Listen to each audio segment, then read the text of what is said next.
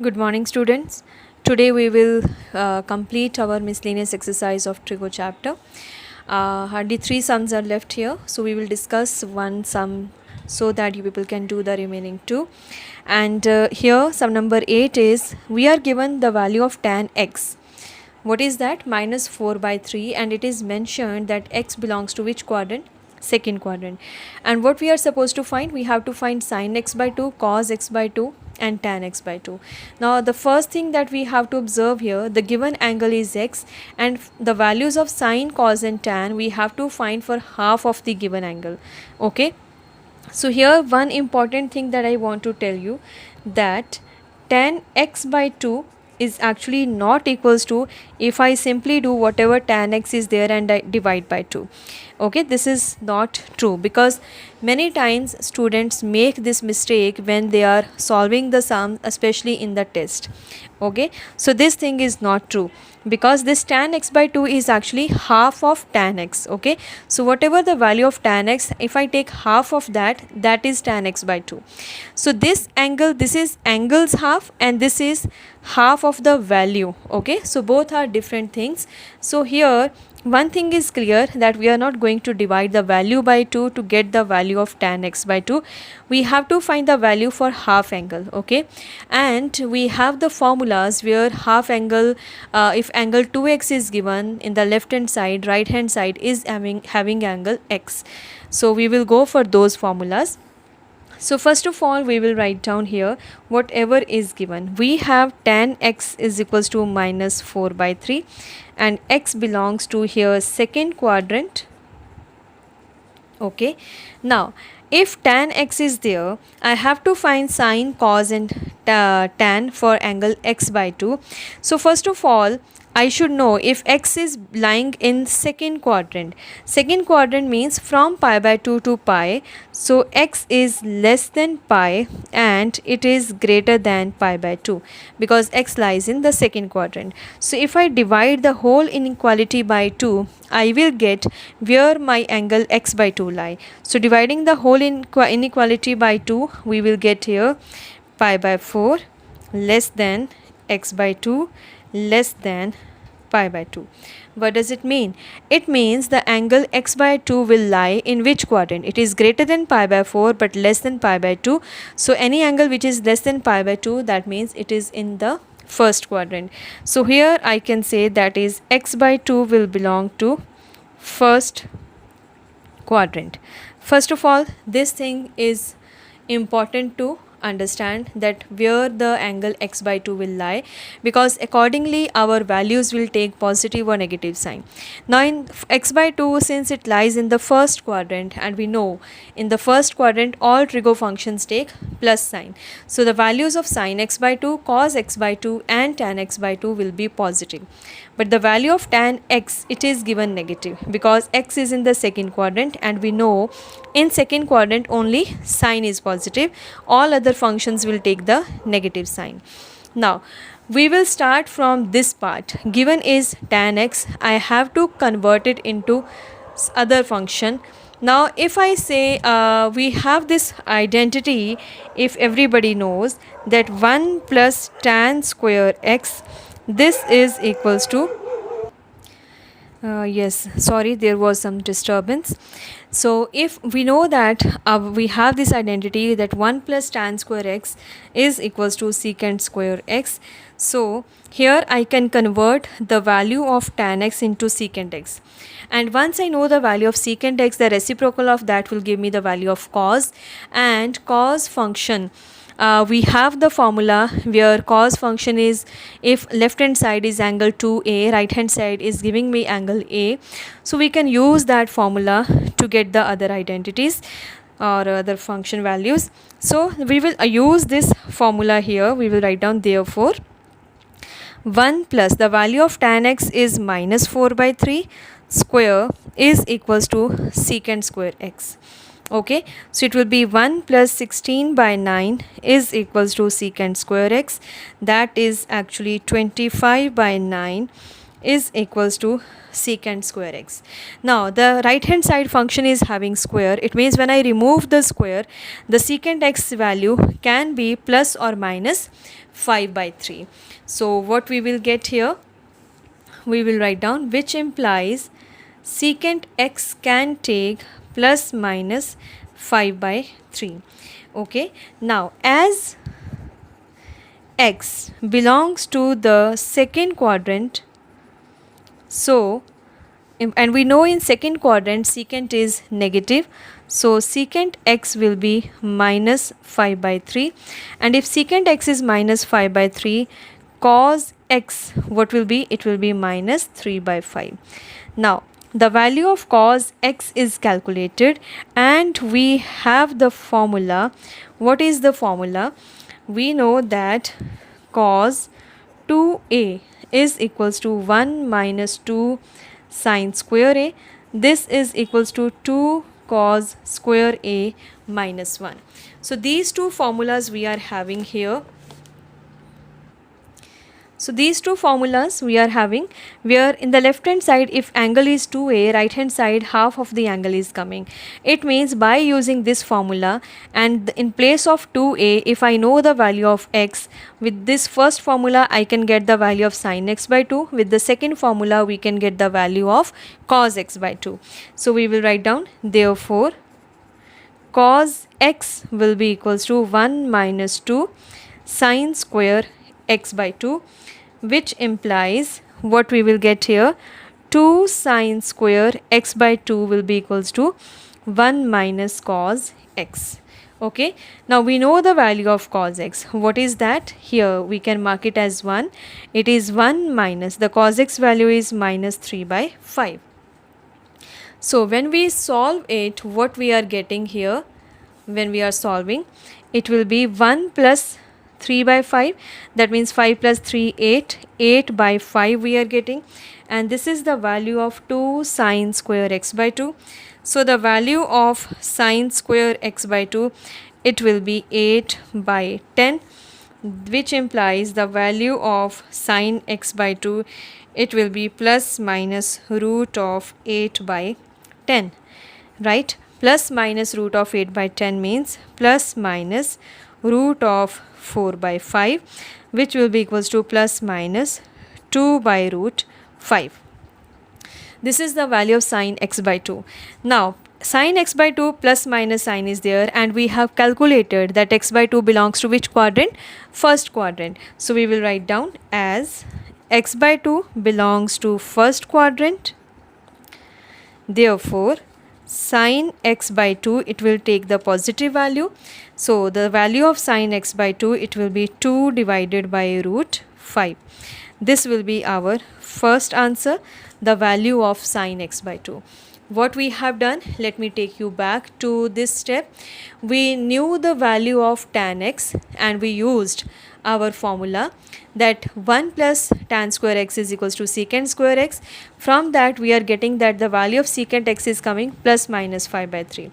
As x belongs to the second quadrant, it is given angle, and we know in second only sine is positive. So secant will take the negative value, and since secant is minus 5 by 3, we know cos is the reciprocal. So cos will be minus 3 by 5. Now the value of cos x we got. We need the value of sin x by 2, cos x by 2 and tan x by 2. That means half angle formula we need. And what we know, that we have this formula cos 2a equals to 1 minus 2 sin square a, and we have other formula also, it is 2 cos square a minus 1. So what is the next thing?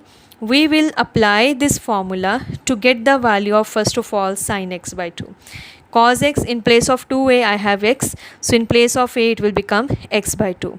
So sin x by 2, what we are getting, plus minus root 8 by 10, that means plus minus root 4 by 5, so it will be plus minus 2 by root 5.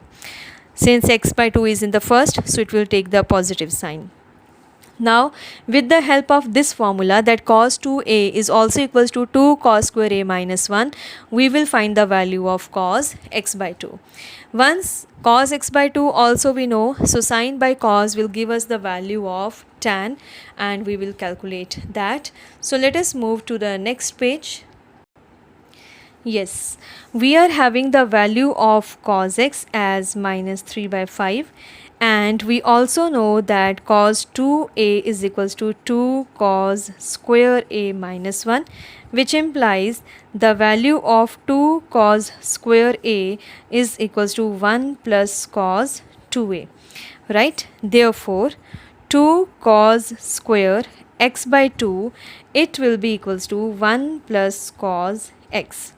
Now we know the value of cos x. What is that? 1 minus 3 by 5, because the value of cos x is minus 3 by 5.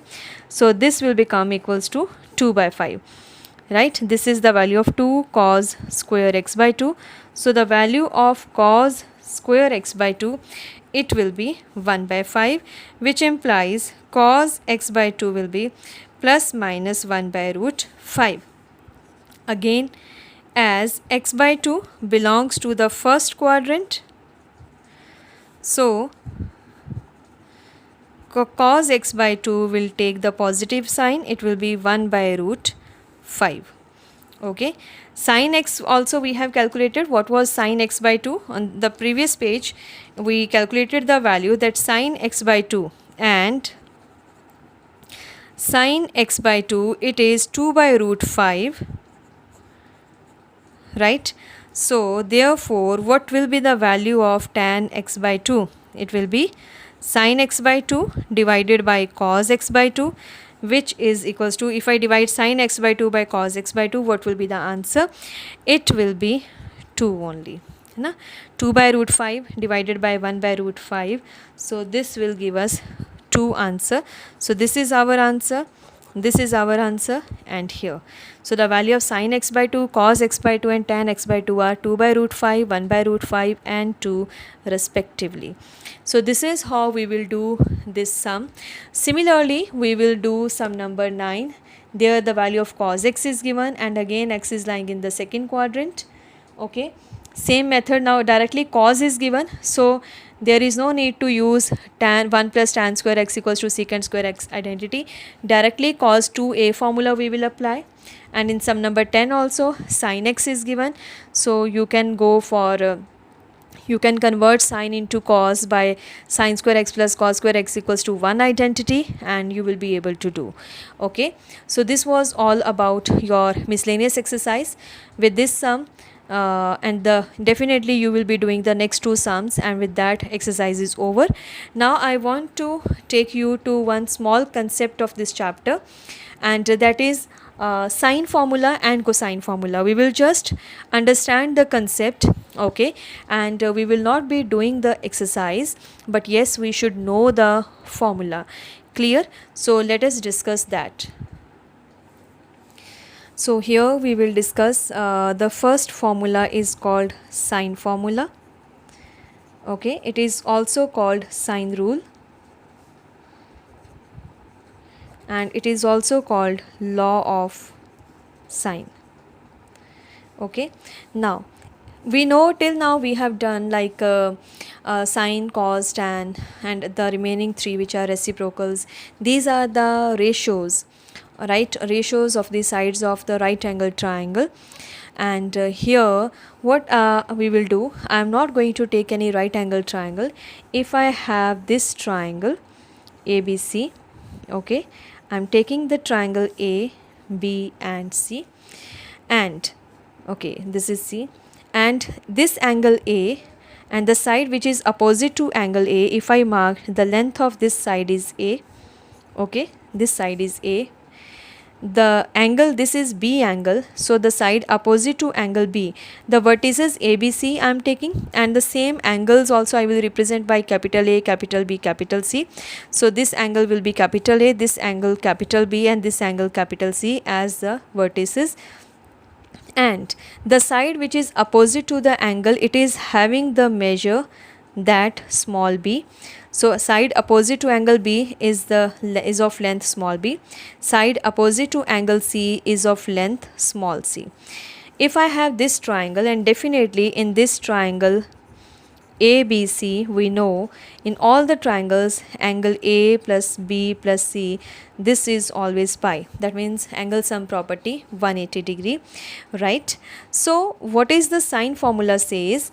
Like it will be sine A upon A is equals to sin B upon B is equals to sin capital C upon small c, and this is equals to k, and this k is nothing else but it is actually constant. Now what does it mean? The same formula can be written this way also. A upon sin A equals to small b upon sin B equals to small c upon sin C. This is equals to k, right? What does it mean? It means if I take the ratio of the side to the opposite angle's sine, then it is constant. The ratio of sin A to the opposite side is constant, and all these will be equals. When I remove the constant, that means when I remove the sign of proportionality, what will happen? Some constant we have to bring. So that is why this k is there. And in other words, when I say if A, B and C, these three are in ratio, right? If A, B, C are in ratio, then this is equals to sin A into sin B into sin C. So the ratios will be equal. A into B into C will be equals to sin A into sin B into sin C, and we can also say then it means A upon B will be equals to sin A upon sin B. And if I take the ratio of B and C sides, this will be equal to the ratio of sin B upon sin C, and so on. And if I take the ratio A C upon A, then it will be sin C upon sin A. This is how this formula, sine formula, is used, right? And actually in our supplementary exercise we have few sums based upon this formula, as well as one more formula, that is cosine formula we have. But the exercise is no longer in the syllabus, but it is always good to learn, because till now we know it is connected with right angle triangle, but no, here we have the formula, sine formula, which is for any triangle ABC.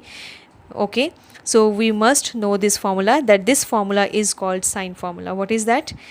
A upon sin A equals to B upon sin B equals to C upon sin C equals to k. In other words, sides and opposite angles, they are in the ratio. This is what it means. So this is called sine formula. The next formula is cosine formula. Okay, what is that? Let me take you to the next page to understand it. Yes, cosine formula will be, again, it is called cosine rule also.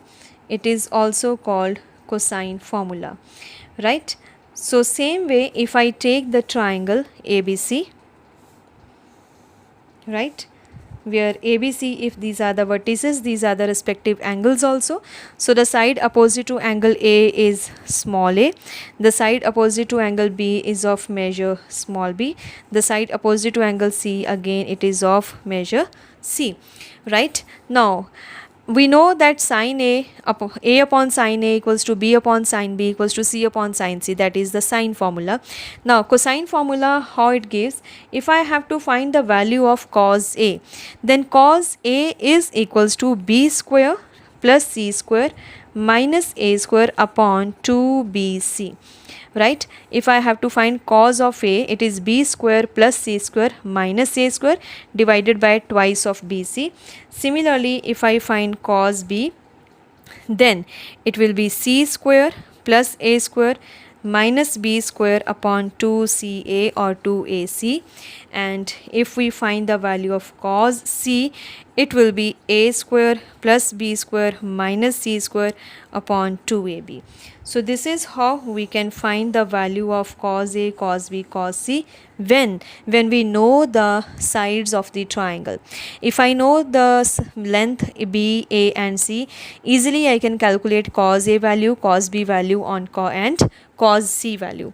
Now if I can calculate the values of cos A, cos B, cos C from this rule, I can easily find the value of sin A, sin B and sin C. I hope you people know how it will be, because we know have the identity sine square a plus cos square a is equals to 1.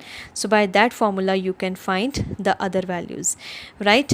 So this is how we will use the application is not there, but yes, we must know these two formulas. That is the reason I am discussing it with you people. Okay, with this thing the chapter trigonometric functions is over, and I will share few sums for the practice, so that you people can do a little more practice over the formulas, and in the next class we will start with the new chapter. Thank you, students.